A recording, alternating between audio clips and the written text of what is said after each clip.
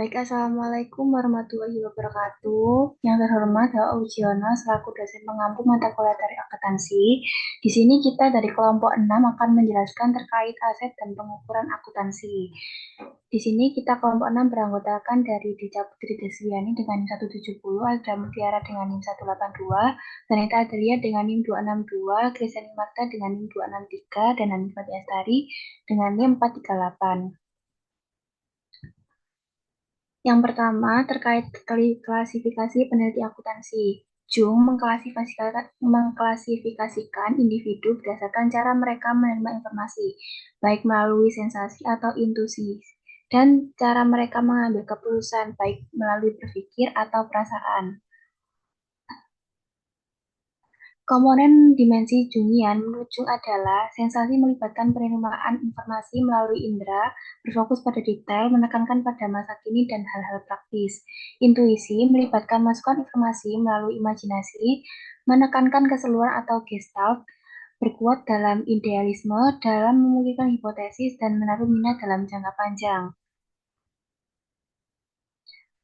Berpikir berkaitan dengan penggunaan penalaran yang impersonal dan formal untuk mengembangkan penjelasan dalam istilah ilmiah, teknis, dan teoritis. Perasaan itu berhubungan dengan pengambilan keputusan berdasarkan penilaian yang sangat berharga dan berfokus pada nilai-nilai kemanusiaan, masalah moral, dan etika. Jadi menurut Jung, 4 tipe kepribadian dihasilkan dari kombinasi, yaitu penginderaan pemikiran, penginderaan perasaan, perasaan intuisi, berpikir intuisi. Tipologi Jung digunakan oleh Mitrov dan Gilman untuk menghasilkan klasifikasi berbagai jenis peneliti.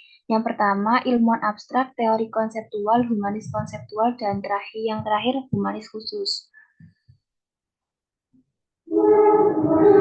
Jadi klasifikasi peneliti akuntansi menurut Mitrov dan Gilman ini yaitu orang yang memiliki kemampuan merasakan dan berpikir, termotivasi oleh pelaksanaan penyelidikan dan dengan metodologi dan logika yang tepat, dengan fokus pada kepastian, akurasi, dan keandalan, serta ketergantungan pada paradigma yang sederhana, terdefinisi dengan baik dan konsisten.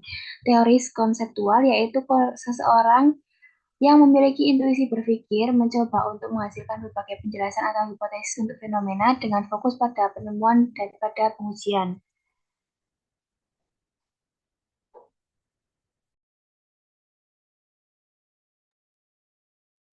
Selanjutnya yaitu perspektif metodologi akuntansi.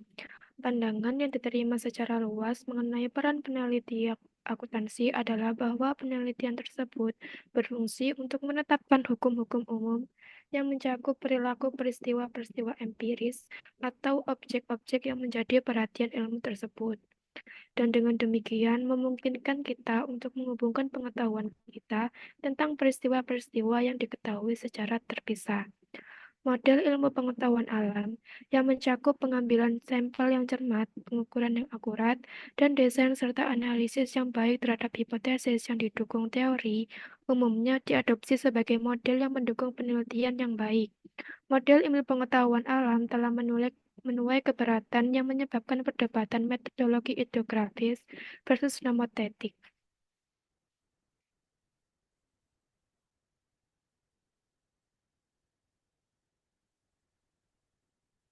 Selanjutnya yaitu ideologi versus nomotheis. Pendekatan ideologi berusaha untuk memahami peristiwa tertentu di alam atau masyarakat, didasarkan pada pandangan bahwa dunia sosial hanya dapat dipahami dengan memperoleh pengetahuan langsung tentang subjek yang diselidiki. Lalu pendekatan nomotheis hanya mencari hukum dan hanya menggunakan prosedur yang diakui oleh ilmu pasti, mendasarkan penelitian pada protokol dan teknik.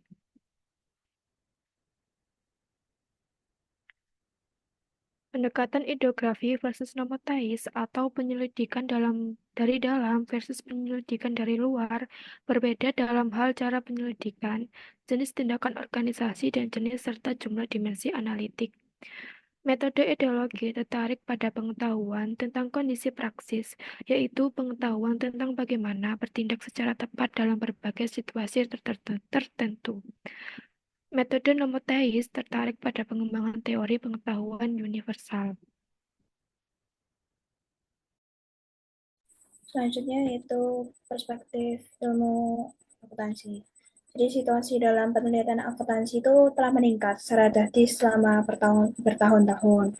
Nah, karena berubahnya itu mendukung agenda penelitian yang dinamis, bagaimana dibuktikan oleh transformasi akuntansi yang menjadi ilmu pengetahuan normal yang lengkap dengan persaingan paradigma yang saling bersaing untuk mendominasi. Penelitian akuntansi arus utama melihat adanya paralel antara ilmu pengetahuan fisik dan sosial dengan akuntansi yang membenarkan penjelasan ilmiah hipotesis deduktif dan kebutuhan untuk konfirmasi hipotesis. Next.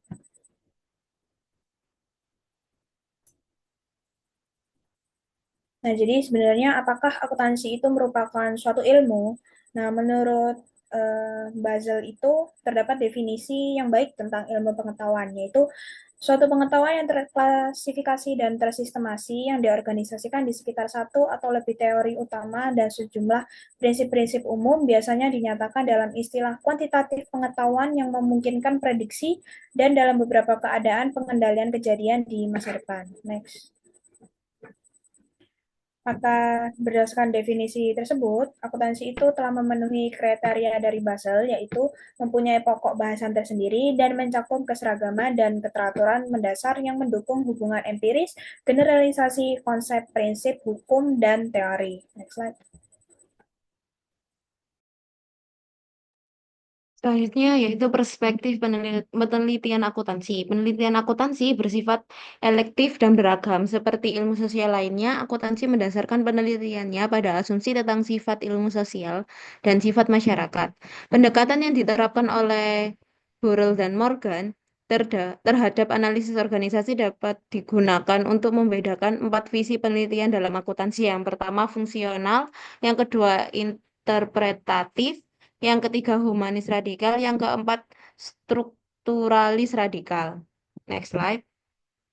Yang pertama fungsional. Pendekatan ini berfokus pada bagaimana akuntansi dapat meningkatkan efisiensi dan efektivitas organisasi. Penelitian fungsionalis cenderung menggunakan metode kuantitatif dan bertujuan untuk menghasilkan pengetahuan yang dapat diterapkan secara praktis. Kemudian yang kedua, interpretatif. Pendekatan ini berfokus pada pemahaman makna dan interpretasi praktik akuntansi. Penelitian interpretatif cenderung menggunakan metode kualitatif yang bertujuan untuk memahami bagaimana individu dan kelompok memahami dan menggunakan informasi akuntansi. Next slide. Yang ketiga yaitu humanis radikal. Pendekatan ini berfokus pada kritik terhadap praktik akuntansi yang dianggap menindas atau tidak adil. Penelitian humanis radikal bertujuan untuk memperjuangkan perubahan sosial dan kesetaraan. Kemudian yang kedua, yang terakhir strukturalis radikal. Pendekatan ini berfokus pada analisis struktur, kekuasaan, dan konflik yang mempengaruhi praktik akuntansi. Penelitian strukturalis radikal bertujuan untuk mengungkap bagaimana akuntansi digunakan untuk mempertahankan atau mengubah struktur kekuasaan yang ada. Next slide.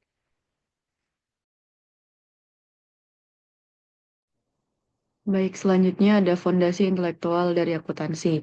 Yang pertama ada teori akuntansi yang merupakan seperangkat konsep dan juga prinsip yang membentuk dasar dalam pelaporan keuangan seperti teori entitas, teori kepemilikan, dan juga teori dana. Selanjutnya ada prinsip akuntansi, di mana seperti prinsip pengakuan pendapatan, prinsip matching atau kesesuaian, prinsip biaya historis, dan juga prinsip konservatisme yang menjadi dasar dalam penyusunan laporan keuangan. Next slide. Nah, selanjutnya ada kerangka konseptual, yaitu standar internasional seperti IFRS dan atau GAAP yang menyediakan kerangka konseptual yang mendukung penyusunan laporan keuangan yang relevan, andal, dan juga dapat dibandingkan. Lalu ada metodologi pengukuran. Akuntansi menggunakan berbagai pendekatan pengukuran seperti biaya historis, nilai wajar, dan nilai kini untuk menentukan nilai aset dan kewajiban. Lalu ada aspek etika dan profesionalisme. Akuntansi tidak hanya bersifat teknis, tetapi juga harus memenuhi standar etika dan integritas dalam praktiknya, seperti yang diatur dalam Kode Etik Profesi Akuntan. Lalu, ada peran akuntansi dalam pengambilan keputusan. Nah, akuntansi berfungsi sebagai alat informasi bagi manajer, investor, kreditur, dan juga pemangku kepentingan lainnya dalam membuat keputusan ekonomi yang rasional. Baik, sekian dari presentasi kami. Mohon maaf apabila ada salah kata. Terima kasih atas perhatiannya. Wassalamualaikum warahmatullahi wabarakatuh.